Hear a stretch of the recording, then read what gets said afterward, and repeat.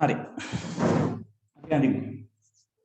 right ප්‍රශ්න කියලා තියෙන්නේ සමාගමකට ඔවුන්ගේ ශාඛා අතර දත්ත සංනිවේදනය පවත්වා ගැනීම සඳහා තමන්ගේම අතත්්‍ය පුද්ගලික ජාලයක් ඇත. virtual private network නැත්නම් VPN එකක් කියලා කියනවා. ඔවුන් ශාඛා 4ක සිය මෙහෙයුම් සිදු කරන අතර දත්ත සංනිවේදනය කිරීම සඳහා අන්තර්ජාලයක් තුල දියත් කර ඇති තමන්ගේම වෙබ් අඩවියක් භාවිතා කරති. එතකොට අන්තර්ජාලයක් ඉන්ට්‍රානෙට් කියලා කියන්නේ මේ අන්තර්ජාලය කියලා අපි අන්තර්ජාලය කියලා prefer වෙන්නේ ඔය VPN එක වගේ කොටසට. ඒකට පොදුවේ කියන නමක් තමයි අන්තර්ජාලය කියන්නේ. සෑම දෙපාර්තමේන්තුවක්ම ඔහුගේ සතියන්ත වාර්තා වෙබ් අඩවියට උඩුගත කරන ඇති අතර ප්‍රධාන කාර්යාලයේ කළමනාකාරීත්වයට ඒවාට ප්‍රවේශ විය හැකි අතර ඒවායින් අභිමතකරණය කළ කස්ටමයිස් කළ වාර්තා නිර්මාණය කළ හැකියි. සේවකයන් බ්‍රවුසරේ භාවිතා කර වෙබ් අඩවියට පිවිසීමට abc.net ඩොමේන් නාමය සපයයි. ශාඛා ප්‍රධාන කාර්යාලවල මෙම ජාල නිර්මාණය කිරීමට ඔබට අවශ්‍ය වේ. abc.net සත්කාරත්වයේ සැපීමට අවශ්‍ය සියලු උපාංග හා සේවා දායකයන් ප්‍රධාන කාර්යාලයේ ඇතැයි උපකල්පනය කරන්න. හරි. ඔය ප්‍රශ්නේ හරියට කියවුවොත් අඳින එක මහ ලොකු දෙයක් නෙවෙයි. right. හරි. ඔතන අපිට හැන්ඩල් කරගන්න තියෙන්නේ මුලින්ම තේරුම් ගන්න ඕනේ networks පහක් මෙතන තියෙනවා. branches 4 තියෙනවා. head office එක තියෙනවා. සහ මේ ප්‍රශ්නේ ඕගලන්ට specifically කියලා නැහැ එක network එකක devices කොච්චර තියෙනවද කියලා. දැන් කලින් ගණන් හැම එකකම වගේ ඒක define වුණා. ඒතර එහෙම කියලා නැති වුණාම අපි ඒක indicate කිරීමක් විතරයි අපි කරන්නේ. කොච්චරද කියලා අපි නම් කරන්නේ නැහැ. right. එතකොට අපිට ඕකේ networks පහට manage කරගන්න පුළුවන් මේ විදිහට.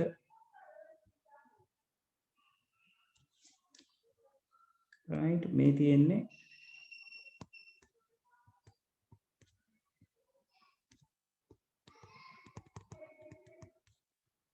switch එකකට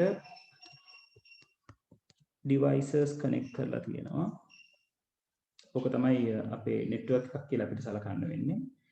එතකොට මේ එක branch එකක් විදිහට අපිට අරගන්න පුළුවන්. right. එතකොට මට ලේසි වෙන මම මේව copy කරලා තව තැන් හතරකට නෙවෙයි අතරම තැන් පහකට මම copy කරන්න ඕන. right. ඇයි මට networks එනවා පහක්. right.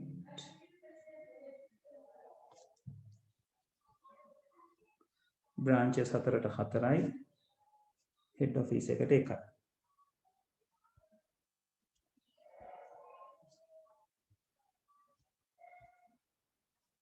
right. හරි. එතකොට මේ තියෙන්නේ branches 4. right. වම් පැත්තේ කෙළවරේම ඉන්න කෙනා අරගන්නවා head office එක විදිහට. right. අපි මේ diagram එක අවසානයේ මේ දේවල් ටික indicate කරගන්න ඕනේ. ඒක ගැන පොඩ්ඩක් සැලකිලිමත් වෙන්න. ඊළඟට කියලා තියෙනවා VPN එක හරහා මේගොල්ලෝ හැමෝම connected. ඒතර VPN එක internet කියලා හිතන්න කියලාම කියලා තියෙනවා. internet වගේ කියලා හිතන්න කියලා. එහෙනම් අපිට ලොකු ගැටලුවක් කරගන්න දෙයක් නැහැ. අපේ VPN එක ඉදන්න විදිහට මෙහෙම මැද ක්ලවුඩ් එකක් විදිහට තියෙන්න ඕනේ. VPN කියන්නේ ඉන්ටර්නෙට් වගේ කෙනෙක් නම් local area network එකකට router එකක් අවශ්‍යයි. මේ වගේ connected VPN එකක් නැත්නම් cloud එකක් එක්ක connect වෙන්න. එතකොට මේ විදිහට branches 4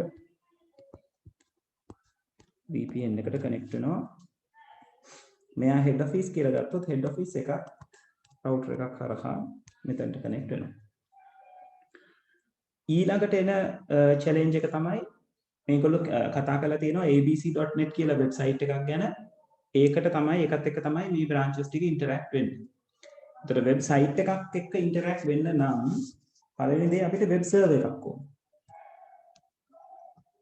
ඒකට මෙයා අපිට අඳින්න පුළුවන් වෙබ් සර්වර් එක විදිහට.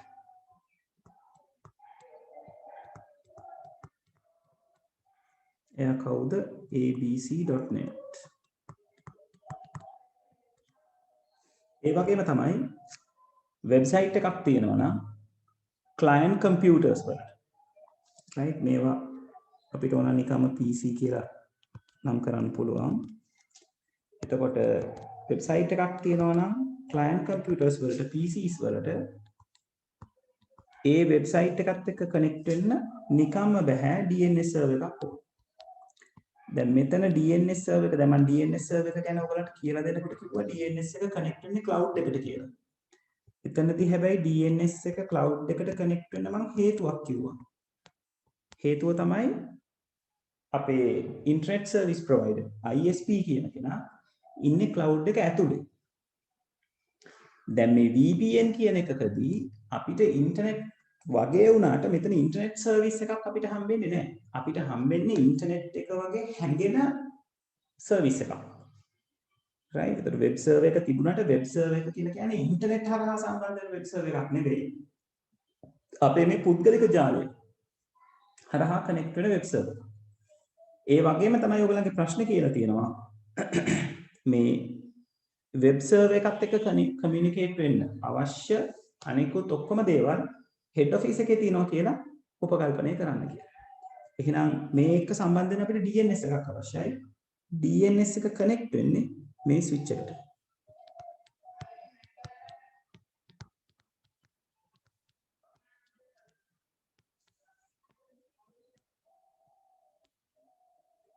right ඒතර ඔය තියෙන්නේ DNS server එක. ඔය ටිකෙන් දැන් පස්සේ අපේ network diagram එක complete.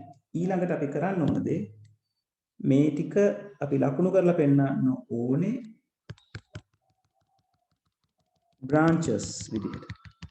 මේ වගේ අපිට කඩේලි වලින් මාක් කරන්න පුළුවන්.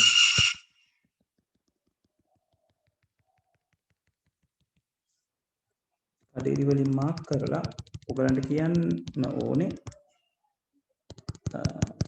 මොන branch එකද head office එක මොකක්ද කියලා.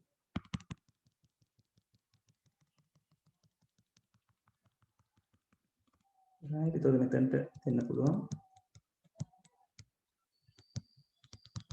head office මේක ඔයගලන්ට කැමති විදිහට නම් කරන්න පුළුවන් branch 1 branch 2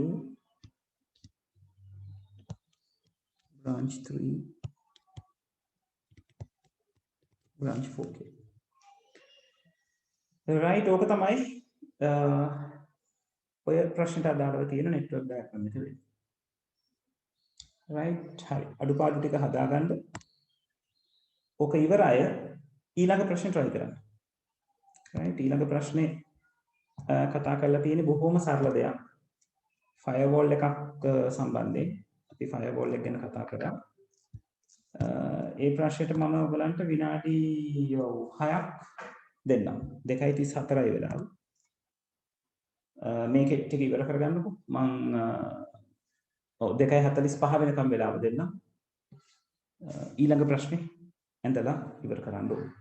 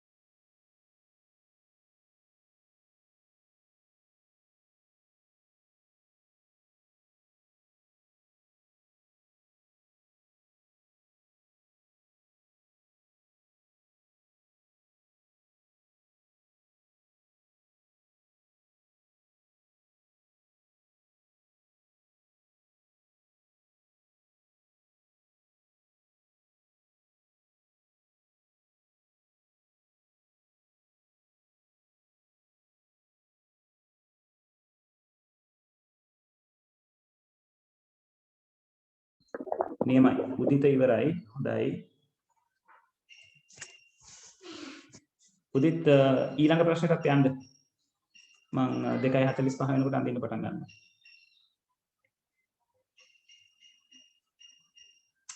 උදිත සම්බන්ධ කරපු විදිහ පොඩ්ඩක් වැරදි.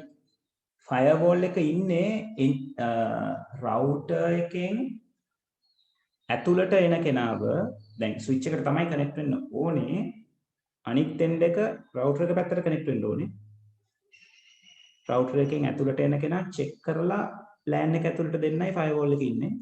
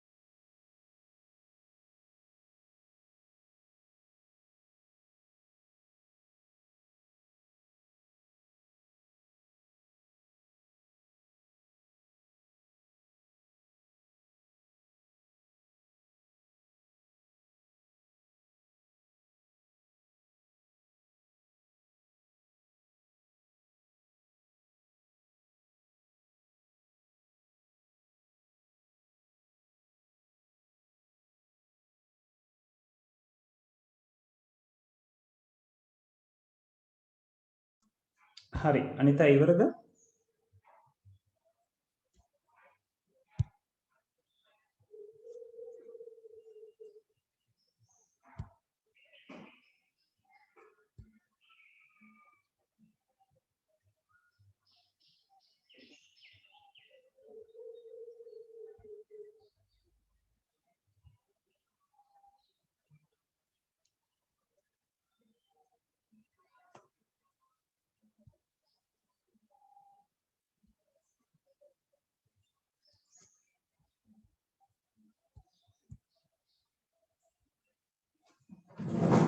රයිට් තව විනාඩි දෙකක් තියෙනවා ඉවර කරගන්න.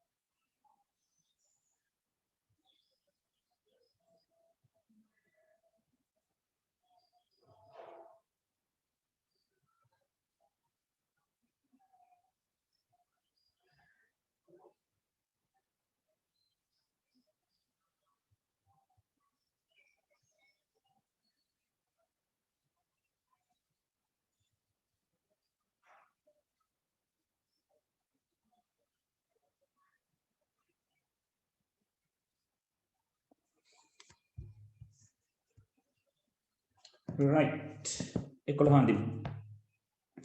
රයිට් 11 වෙනි ප්‍රශ්නේ කියලා තියෙන්නේ සමාගමක් ඔවුන්ගේ ජාලයට ආරක්ෂාව සැපයීම සඳහා ගිනි පවුරක් ෆයර්වෝල් එකක් ස්ථාපිත කිරීමට ඔබගේ සේවය බලාපොරොත්තු වේ. මෙම ජාලයට මේ මොහොතේ පරිගණක 60ක් සහ ස්කෑනර් දෙකක් ඇති අතර සෑම උපාංගයක්ම එකිනෙක සමග සංනිවේදනය කළ හැකි අතර ජාලයට අන්තර්ජාල පහසුකම සපයා ඇත. මෙම ජාලයට ආරක්ෂාව තිබිය හැකි ආකාරය පෙන්වීමට ජාල රූප සටහනක් අඳින්න. රයිට්. එතකොට බොහොම සරල දෙයක් ඔතනදී කියන්නේ. රයිට් අපි මෙතන දපෝ ගානේ නම් දෙක දැම්මේ නෑ නේද? මේ අපි ඇන්දේ 10 වෙනි එක.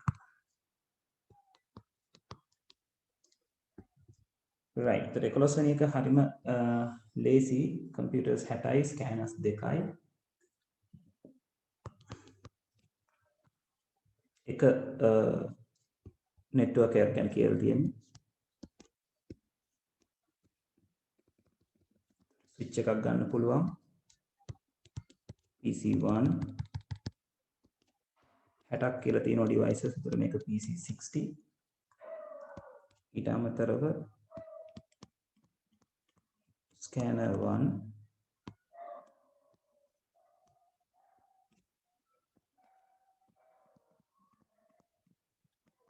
scanner 2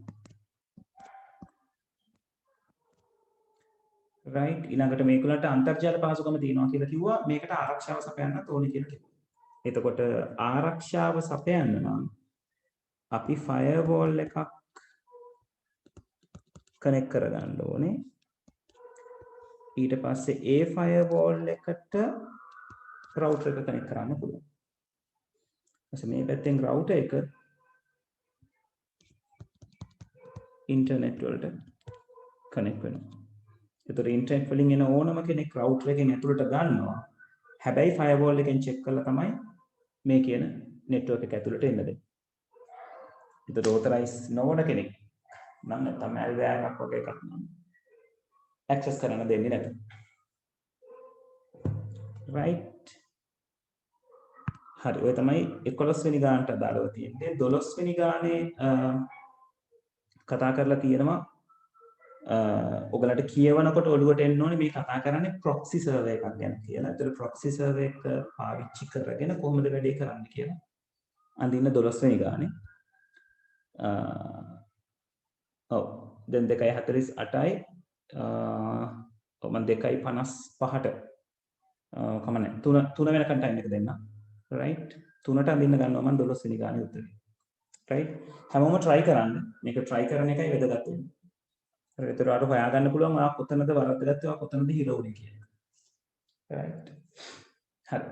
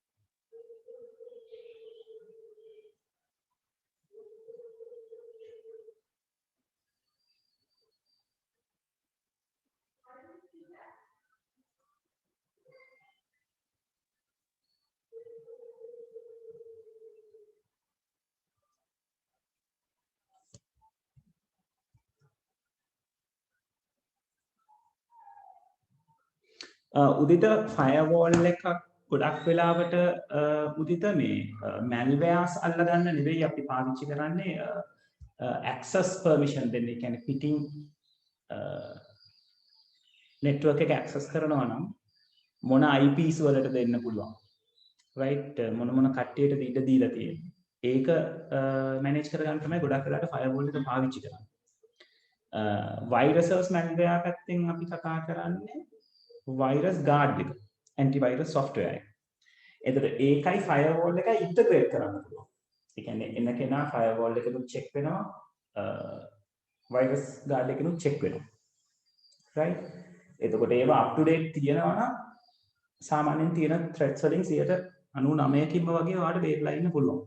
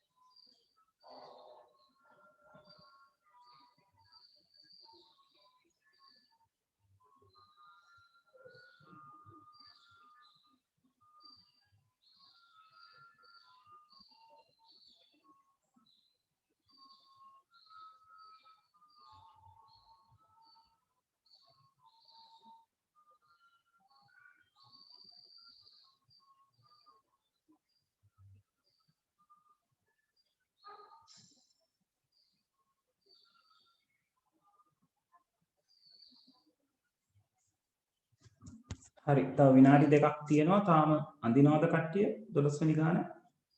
තව වෙලාව ඕනේද?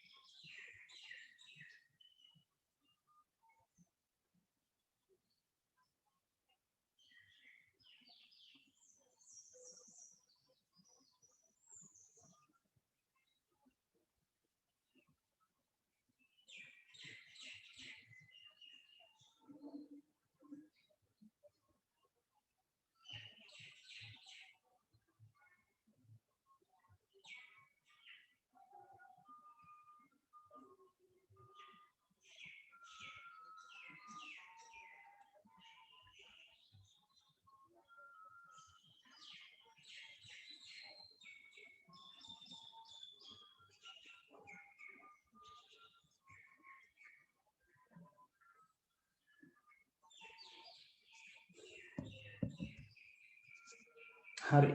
එක්කෙනෙක් ඉවරයි. හරි. අපි 12 වෙනි එකත් අඳිමු. එතකොට ඔයගලන්ට හිමීට ඔක ෆිගර් අවුට් වෙනවා කොහොමද කරගෙන යන්නේ කියලා. තව වෙලාව ඕනෑ ඉන්නවද? ඉන්නවනම් ටක් ගාලා ඉන්ඩිකේට් කරන්න. මට විනාඩියක් දෙකක් දෙන්න පුළුවන්. ඉවර කරන ගමන් ඉන්න අය ඉන්නවනම්.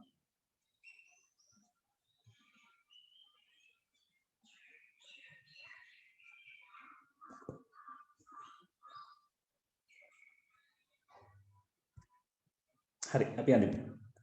බැංකුවේ ප්‍රධාන කාර්යාලයට ඔවුන්ගේ ජාලය තර්ජන වලින් ආරක්ෂා කර ගැනීමේ අවශ්‍යතාවයක් ඇති අතර ඔවුන්ගේ ධාරකයන්ට හොස්ට් කියන්නේ බැංකුව ඇතුලේ නෙට්වර්ක් එක පාවිච්චි කරන අය එය ප්‍රශස්තීකරණය කිරීමෙන් තනි අන්තර්ජාල සම්බන්ධතාවක් භාවිතා කිරීමට අවසර ඇත. right? මම තත්පරයක් දෙන්න.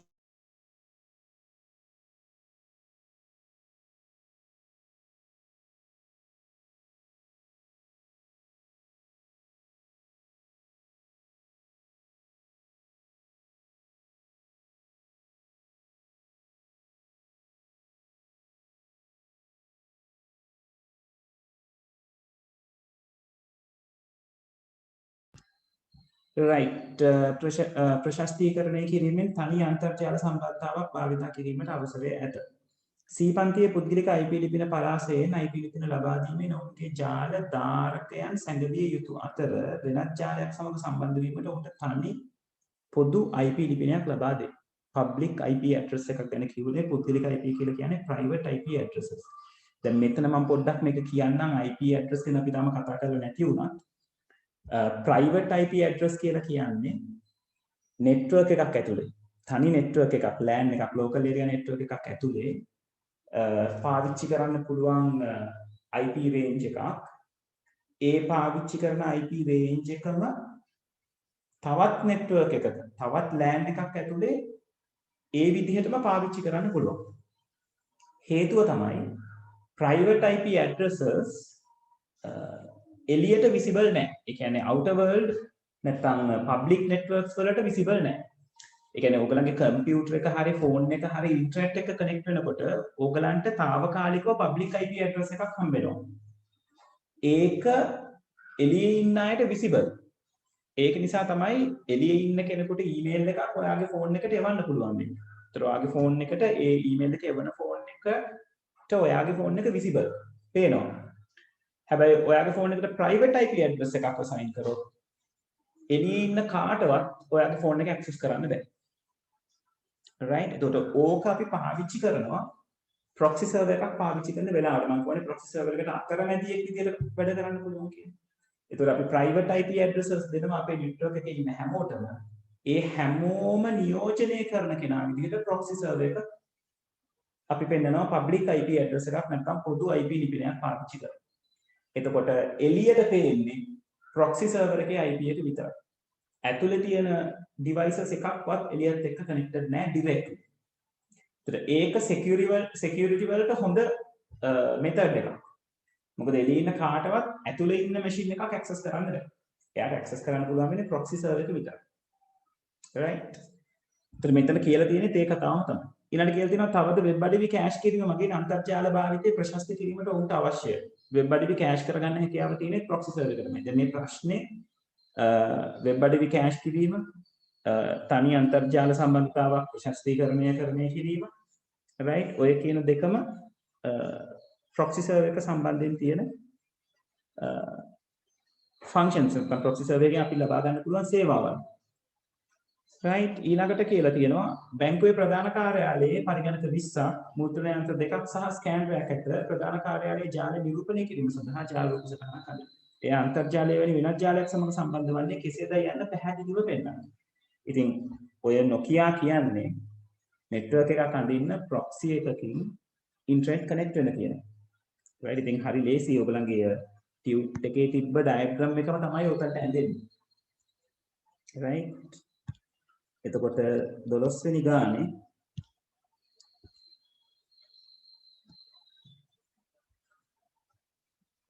බැංකුවේ head office එක network එක අපි මේක කියලා හිතමු.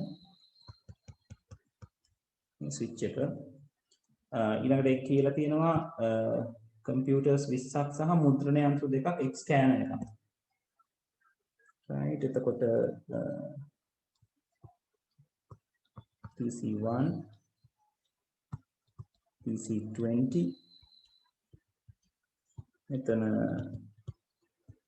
printer 1 මේක printer 2 මේක scanner right ඔය විදිහට LAN එක තියෙනවා. මේ LAN එකට ඔයාලට විදි දෙකක් පාවිච්චි කරන්න පුළුවන්. right මම ක්‍රම දෙකම ඇඳලා පෙන්නන්නම්.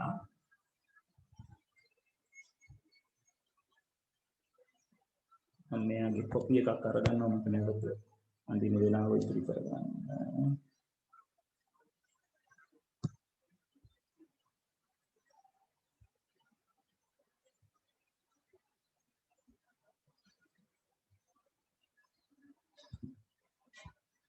පළවෙනි ක්‍රමය තමයි ඔයාලට මේ ස්විච් එකට කනෙක්ට් කරන්න පුළුවන් ප්‍රොක්සි එකක්.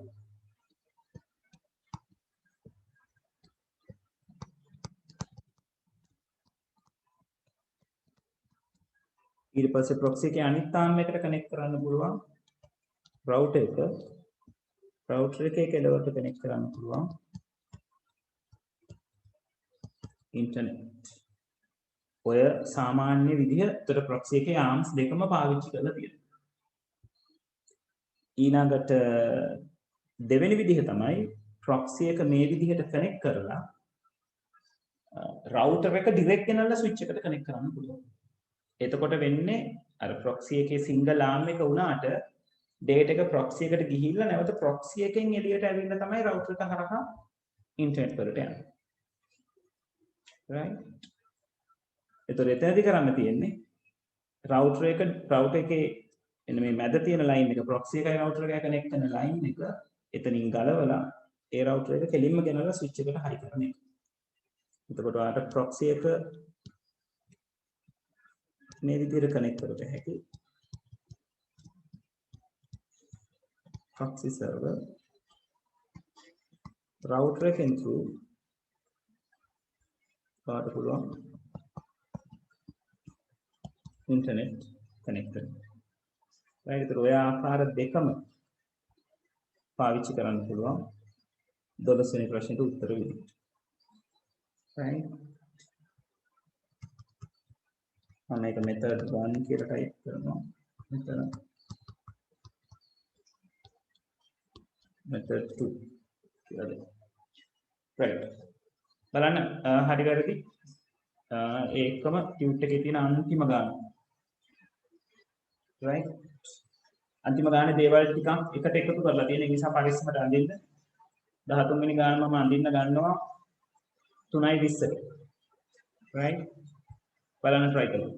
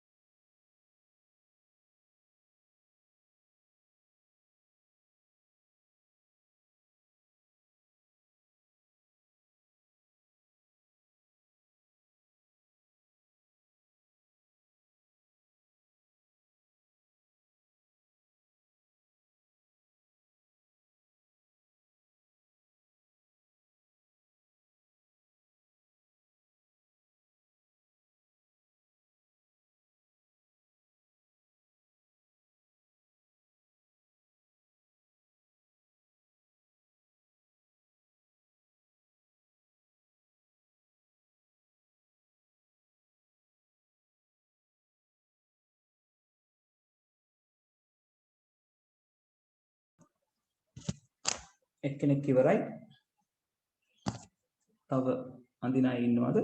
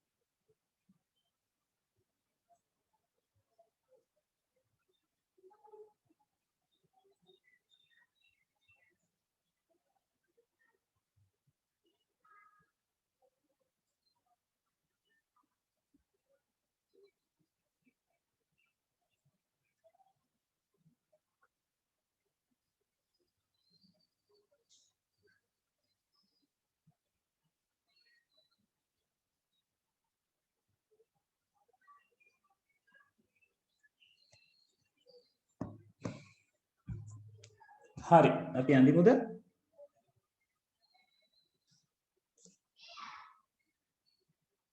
තව වෙලාව ඕන අය ඉන්නවද?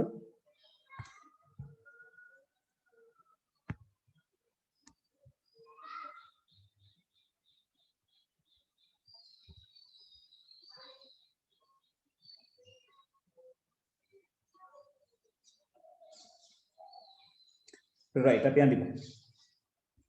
හරි 13 වෙනි ගානේ කතා කරනවා ඔබේ පාසලට එකිනෙකට වෙනස් භූගෝලීය ස්ථාන දෙකක ප්‍රාථමික හා ද්විතීයික වශයෙන් පරිශ්‍ර දෙකක් ඇත. සෑම පරිශ්‍රයකම පරිගණක 25ක් සහිත පරිගණක විද්‍යාගාරයක් ඇත.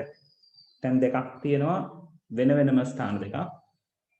ඒ දෙකට පරිගණක 25 ගානේ තියෙන ලැබ් දෙකක් තියෙනවා.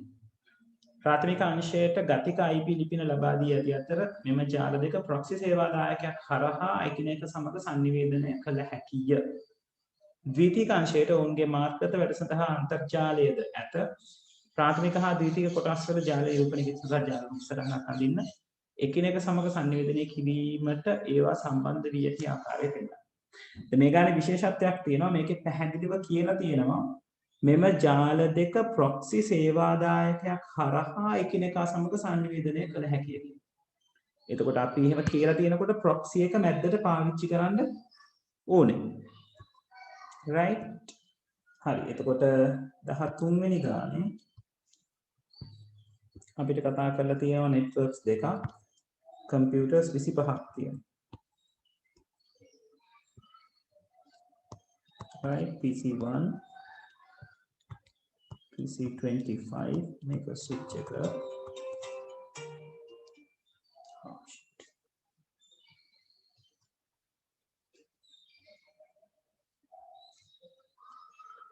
තමයි තත්පරය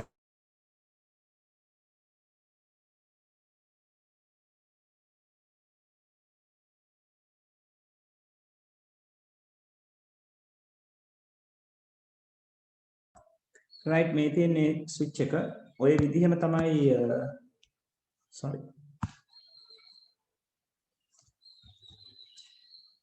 තත්පරයකින් ළමයි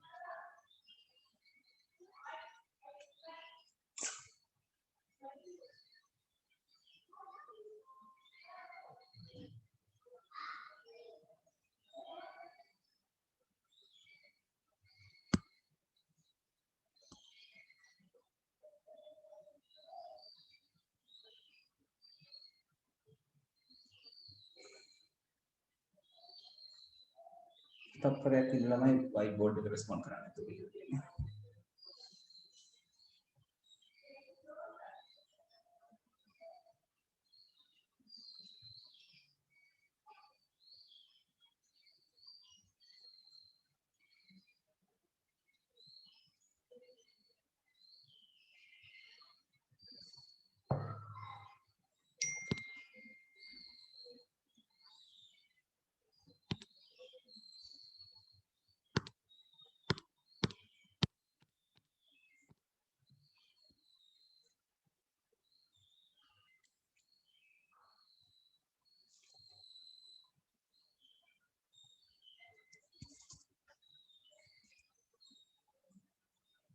right එතකොට මේ වගේමයි අපිට අනිත් පැත්තේ තියෙන network එක PCs 25ක්ම තමයි තියෙන්නේ. මේකේ පැහැදිලිව කියලා තියෙනවා proxy එකකින් තමයි මේ දෙන්න එකිනෙක සංනිවේදනය කරන්නේ කියලා. එහෙනම් ඕගලන්ට නැවත හිතන්න දෙයක් නැහැ. මේ switches දෙක connect කරගන්න proxy server එකක් පාවිච්චි කරන්න ඕනේ.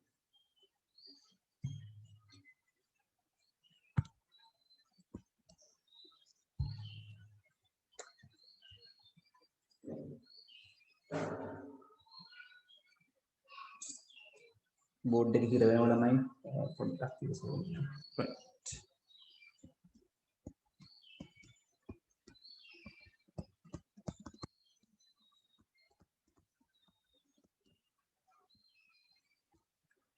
right ඒ වගේම තමයි primary section එක ගැන අන්තර්ජාල ද්විතීයික අංශයට ඔවුන්ගේ මාර්ගගත වැඩසටහන අන්තර්ජාලයට ඇත.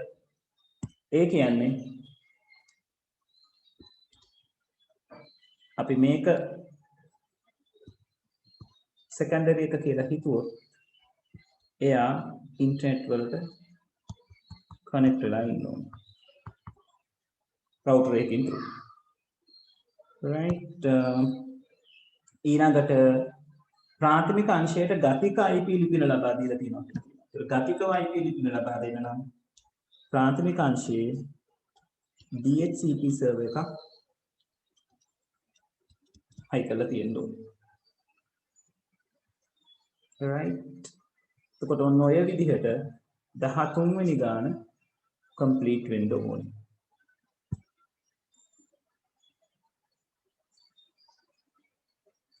ඔව් හරි බලන්න අවුල් තැන් තියෙනවා නම් හදාගන්න මම විනාඩි 2ක් දෙන්නම්.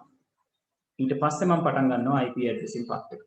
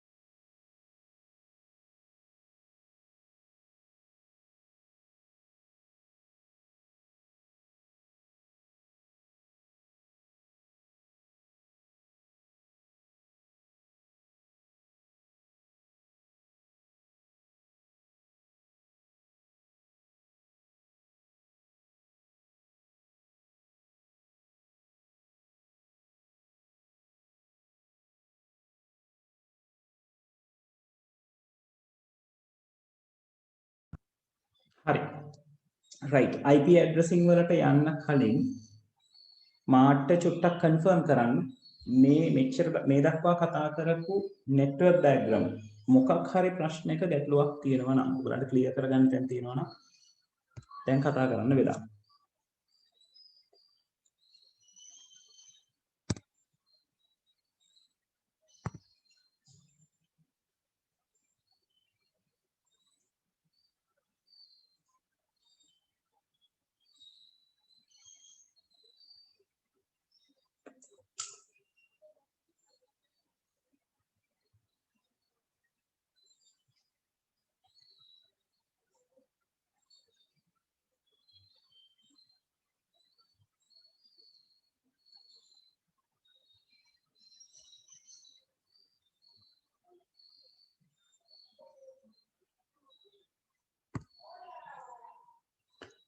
හරි එහෙමනම් අපි යමු IP addressing පැත්තට. right දැන් අපි දන්න කියන දෙයක් තමයි අපි device එකකට අදාළව address ගැන කතා කරනකොට මුලින්ම කතා කරා MAC address එක කියලා address එකක් යනවා. media access control address එක කියලා අපි කියනවා. MAC address එක device එකකට unique සහ එයා concrete address එකක්. අපිට බෑ MAC එක වෙනස් කරන්න devices වල. ඒක device එකට එන manufacturer විසින් දීලා තියෙන concrete address එකක්. ඒ වගේම අපිට MAC address එක පාවිච්චි කරගන්න පුළුවන් වෙන්නේ LAN එකක් ඇතුලේ local area network එකක් ඇතුලේ communication කරගන්න විතරයි. right මම කිව්වා switch එක කියන device එක අර අදාළම computer එක බලලා traffic එක අඩු වෙන විදිහටම data packet එක යවන්නේ ඔය MAC address එක පාවිච්චි කරලා. දැන් එකිනෙකට වෙනස් තැන් දෙකක තියෙන නැත්නම් separate networks දෙකක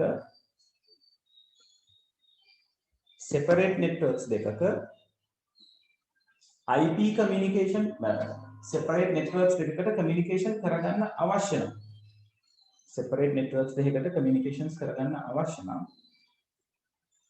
අපිට MAC address පාවිච්චි කරලා layer 3 switch එකක් හරහා හරි routers හරහා ගිහලා internet හරහා හරි communicate කරගන්න බැහැ MAC එක පාවිච්චි කරලා. එතකොට අපිට වමනා වෙනවා තමයි තත්පරයක් නෙමෙයි ස්කෝරෙන් කතා කරනවා.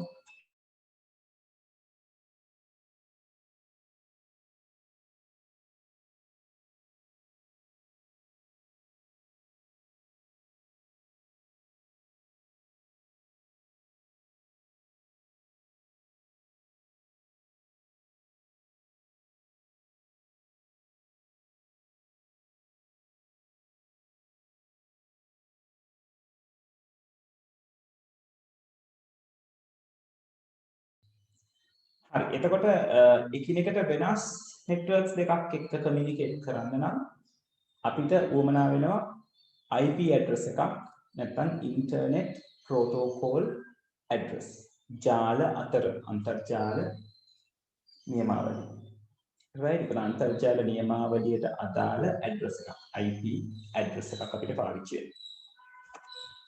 හරි එතකොට IP address කතාව ගත්තම මම මෙච්චර මේ අපේ page එකේ ගොඩක් පහළට යන්නේ මේක නිසා තව කෙලවරක් අරගන්න මේක ලේසි. අපිට load කරගන්නකොට.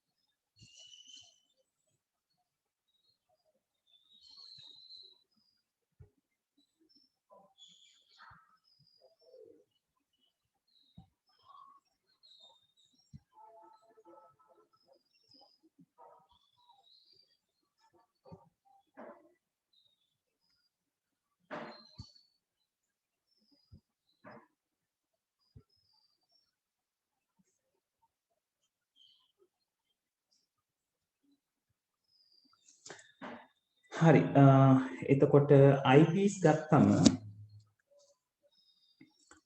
මේ IP address එක ප්‍රධාන වශයෙන් වර්ග දෙකක් තියෙනවා. ඒ තමයි IP version 4 කියන type එකයි IP version 6 කියන type එක. right මේ IP version 4 කියන type එක 32 bit address එකක්. දැන් ඔයගලන්ට මතක ඇති MAC address එක ගැන අපි කතා කරා. එයා bits 48ක් 8 කොටස් 6ක් තිබුණා. මේ 32 bit එකේ IPv4 address එක අපි කතා කරන්නේ 32 bits. ඒකේ තියෙන 8 කොටස් 4ක් තමයි මෙයාට තියෙන්නේ. right එතකොට මේ 32 bit කියන එක අපිට මේ විදිහට ඇඳලා පෙන්වන්න පුළුවන්. ඔහොම කොටස් 4කට බෙදලා තියෙනවා. මේ එක කොටසේ එක සහ බිංදු වලින් සමන්විත වෙන පැටර්න් එකක් තියෙනවා. ones and zeros ඒ කියන්නේ වෙන විදිහකින් කියනවා නම් ද්විමේ සංඛ්‍යාව. bit 8ක තියෙන ද්විමේ සංඛ්‍යාව. මේ IPv6 එක 128 bits address එකක්. අපි IPv6 කියන එක ගැන කතා කරන්නේ නැහැ අපේ syllabus එකේ. ඒ කියන්නේ යාව විස්තර කරලා කතා කරන්නේ. right මොකද අපි වැඩ කරන්නේ IPv4 කියන. ඒතර මෙතනින් ඉස්සරහට මම IPv4 කියලා කියන්නේ නැහැ. IP address එක කියලා තමයි මෙතනින් එහාට කතා කරන්නේ. අපි refer වෙන්නේ IPv4 කියන එක ගැන. එතකොට මේ bit 32 තියෙන එක කොටස් 4කට කැඩෙනවා. ඒ එක කොටසක් අපි නම් කරනවා ඔක්ටෙට් එකක් කියලා. අෂ්ටකයක් කියලා. right එතකොට මේවට නම් කිරීම හම්බෙනවා. මෙයා ඔක්ටෙට් 1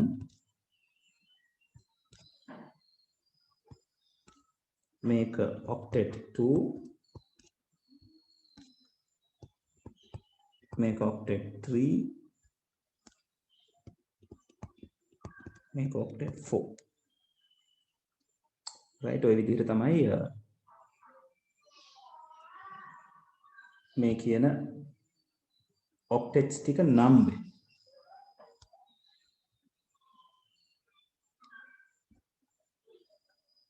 right හරි ඒ වගේම තමයි මේ ඔක්ටෙට් එකක් ඇතුලේ මම කලින් කිව්වනේ එක සහ බිංදු රටාවක් තියෙන්නේ කියලා. එතකොට ඔය එක සහ බිංදු රටාව හැදෙන විදිහක් තියෙනවා. ඒ ගැන අපි ඉස්සරහට කතා කරමු. ඒකෙන් IP address එකක් ඇත්තටම නිරූපණය වෙන විදිහ මම මෙතන පෙන්නනවා.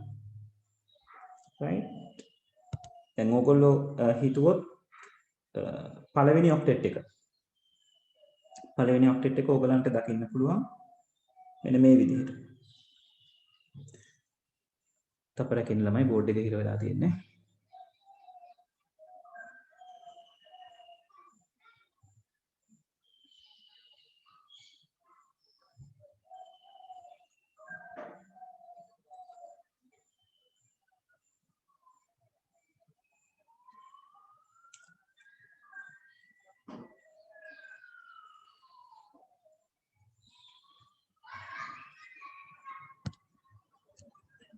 right එතකොට පළවෙනි ඔක්ටෙට් එකේ bits 8 මේ විදිහට පිරලා තියෙන පුළුවන්.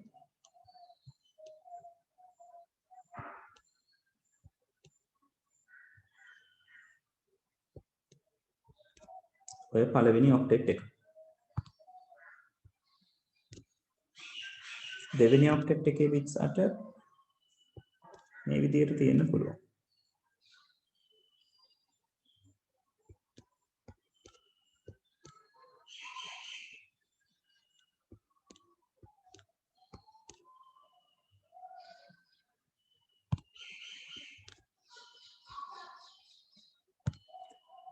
තුන්වෙනි ඔක්ටෙට් එකේ bits ටික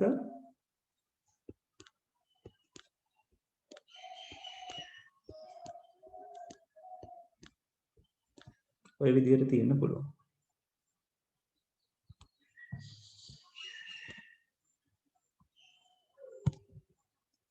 හතරවෙනි ඔක්ටෙට් එක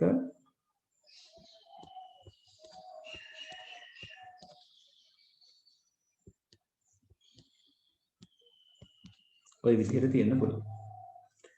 right? ඔය වගේ රටාවක් තියෙන්න පුළුවන්. කොහොම හරි 1.8කින් හැදිච්ච රටාවක් තමයි ඔයගලන්ට දකින්න හම්බෙන්නේ. දැන් ඕගොල්ලන්ගේ IP address එක මේ 1.0 වලින් කම්පියුටර් එකේ හොයාගන්න බෑ. කම්පියුටර් එකේ IP address එකක් ඕගොල්ලෝ search කරොත් ඔයගලන්ට දකින්න හම්බෙයි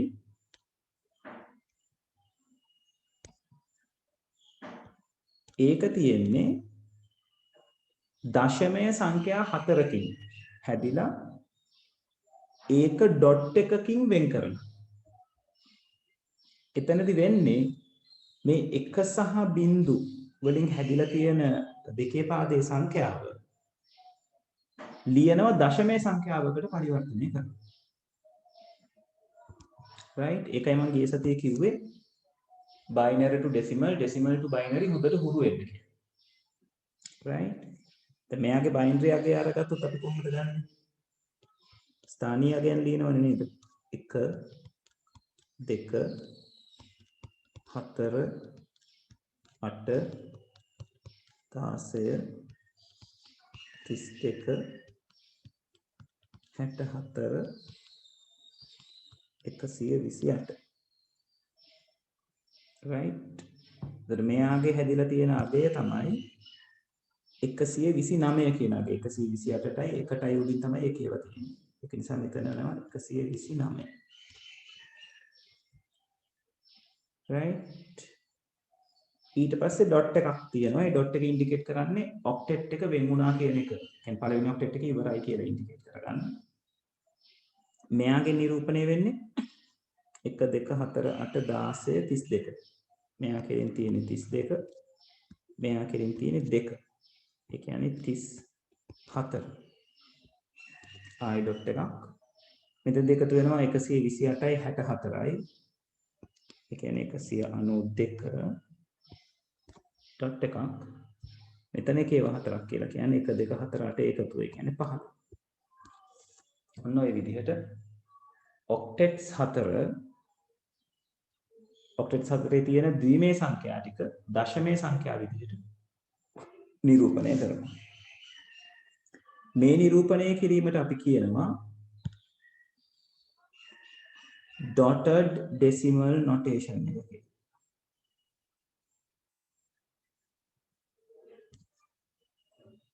right?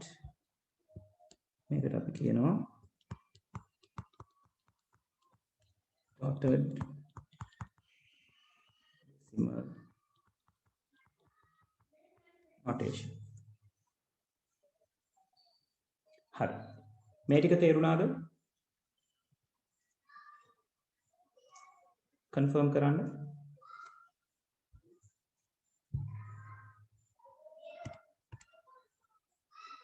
right. හොඳයි. හරි. මේක දැන් දාගන්නකො නෝට් එකට ඔයගලන්ගේ.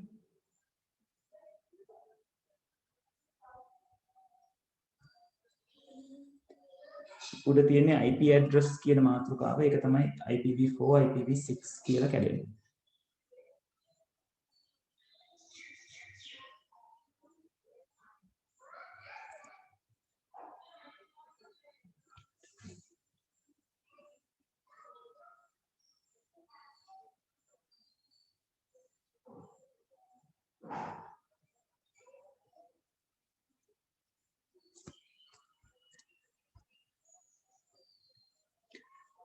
චමෝට් ටියුට් එකේ ලියන්න ඉඩ මදි මේක. right? ඔයගලන්ගේ නෝට්බුක් එකට අරගෙන මොකද මේක ටිකක් දිග විස්තරයක් අපි මෙතනින් ඉස්සරහට කරගෙන යන්න. right? IP address calculation කියලා දාලා මේක ලියන්න පටන් ගන්න.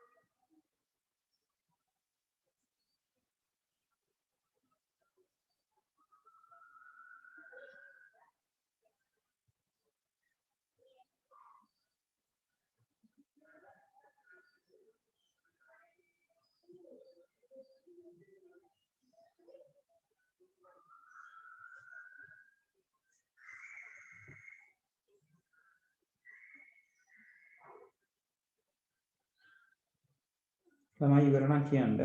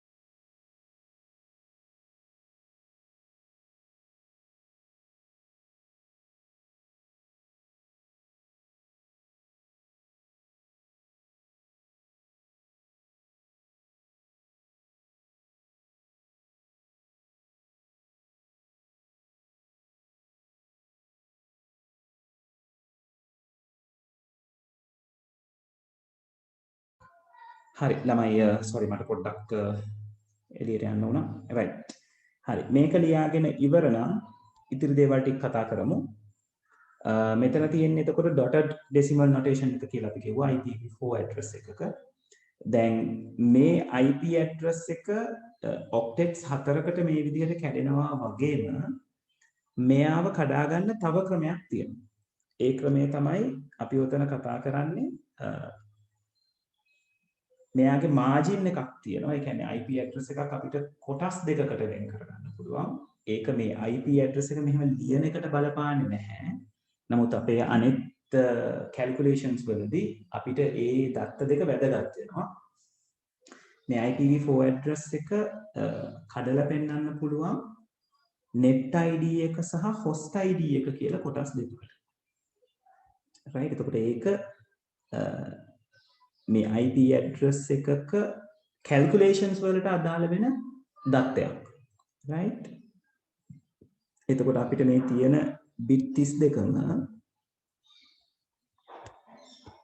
එතකොට අපි octets නිරූපණය කරන්න යන්නේ නැහැ. මේ net ID host ID කැඩෙන තැන වෙනස් වෙන්න පුළුවන්. එක එක තැන් වලට එන්න පුළුවන්. right එතකොට මේ ඉස්සරහින් තියෙන part එකට අපි කියනවා net ID කියලා. පිටිපස්සේ තියෙන part එකට කියනවා host ID එක කියලා. right එතකොට ඒ කියන කොටස් දෙක net ID and host ID කියලා අපි භාවිතා කරනවා. ඒක මේ dotted decimal notation එක ලියන්න බලපාන්නේ නැහැ. හැබැයි අපිට වෙන වෙන details හොයාගන්න මේ net ID host ID අපි සෑහෙන භාවිතා කරනවා. ඒතර මේ IP address එකක් බෙදලා වෙන් කරන්න පුළුවන් තවත් විදිහක්. අපි මේ dotted decimal notation එක ලියා ගන්න අටේ කෑලි 4කට කඩනවා වගේම net ID host ID කොච්චර ප්‍රමාණ වලින් තියෙනවද කියලා හොයා ගැනීමෙන් අපිට තව detail අරගන්න පුළුවන් වෙනවා මේ IP address එකට අදාළව. right එතකොට මෙයාගේ total bits ගාන වෙනස් වෙන්නේ නැහැ. අර 32ම තමයි. මොකද එකම IP address එක ගැන අපි කතා කරන්නේ. මේක 32 bitsම තමයි. එතකොට මේ පැත්තට bits x ගානක් තියෙනවා කියලා හිතුවොත් මෙයා ගාව තියෙන්නේ 32 අඩු කිරීම x කියන bits ගානක්. හරි. එතකොට මේ net ID and host ID කියන දෙන්න අපිට උදව් කරනවා details කීපයක් හොයාගන්න. එකක් තමයි network address එක හොයාගන්න. ජාල ලිපිනය කියලා අපි කියනවා. network address එක කියලා කියන්නේ සම්පූර්ණ network එකම අඳුනා ගැනීම සඳහා භාවිතා කරන ලිපිනයක්. ජාල ලිපිනය. ඊළඟට මෙයාව භාවිතා කරන්න පුළුවන් broadcast address එක හොයාගන්න. අපි ඒකට කියනවා විකාශන ලිපිනය කියලා. ඒ විකාශන ලිපිනය භාවිතා කරනවා අපි මුළු network එකටම network එකේ ඉන්න හැම device එකකටම පණිවිඩයක් දෙන්න අවශ්‍ය නම් broadcast address එක. ඒ වගේම තමයි අපිට පුළුවන් මේවා පාවිච්චි කරලා IP range එක ජාල ලිපින පරාසය හොයාගන්න. ජාල ලිපින පරාසය හොයාගන්න network and broadcast address දෙක අපිට උදව් වෙනවා. ඒ වගේම තමයි අනුජාල වසනය. ඒක අලුත් නමක් subnet mask කියලා අපි ඉංග්‍රීසියෙන් කියනවා. ඒක හොයාගන්නත් මේ net ID host ID අපිට උදව් වෙනවා. ඒ වගේම තමයි අපිට පුළුවන් net ID කොටස පාවිච්චි කරලා මේ වගේ networks කොච්චර තියෙනවද කියලා හොයාගන්න. host ID එක පාවිච්චි කරලා මේ කියන network එක ඇතුලේ hosts ඒ කියන්නේ devices උපරිම කීයක් සම්බන්ධ කර හැකිද කියලා හොයාගන්න පුළුවන්. right මම ඔය details ටික ලියන්න. net ID එකෙන් අපිට net ID එක පාවිච්චි කරන්න පුළුවන්.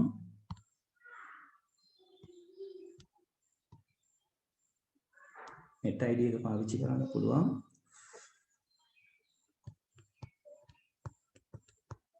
මෙවැනි ජාල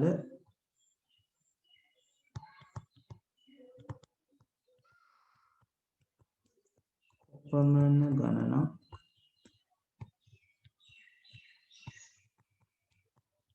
සෑදිය හැකිදැයි නිර්ණය කිරීමට. right?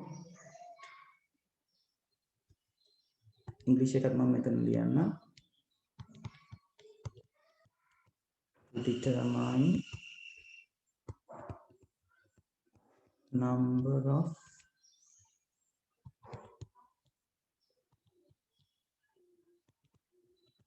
type networks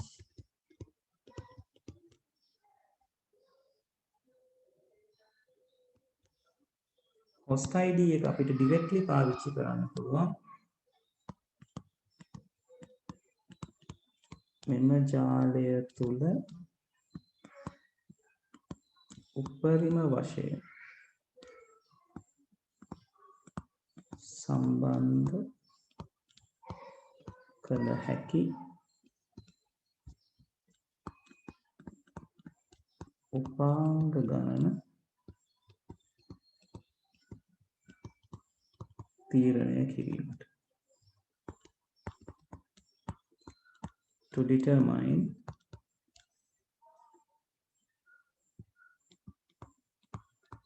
number of make a most number of devices here.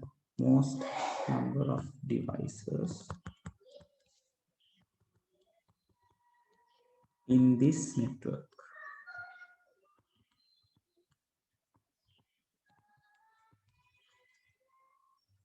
Right.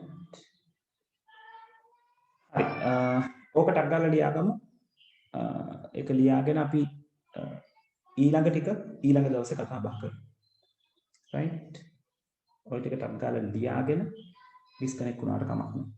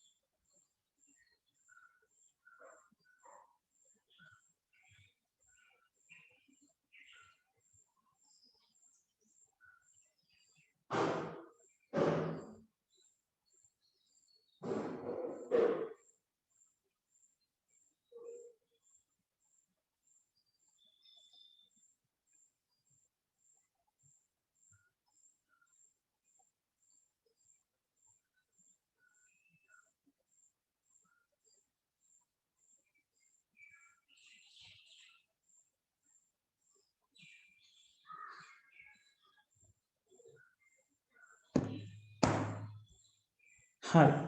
right okay. Thank you very much. එහෙනම් කට්ටිය ගිහිල්ලා එන්න මම මේ ස්ක්‍රීන් එක තියන්න තියෙනවා ඔයගොල්ලෝ ක්ලියර් ඉවර කරගන්න. ඊළඟ දවසෙත් මේ වෙලාවටම එකතු වෙමු.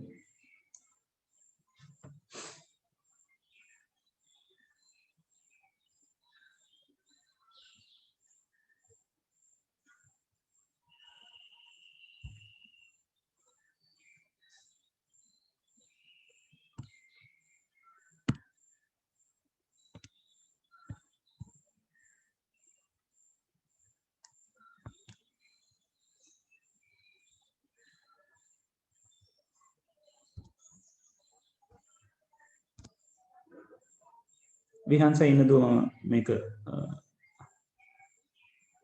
ස්ක්‍රීන් එක ලොකු කරන්න මේක පොඩි වුණා.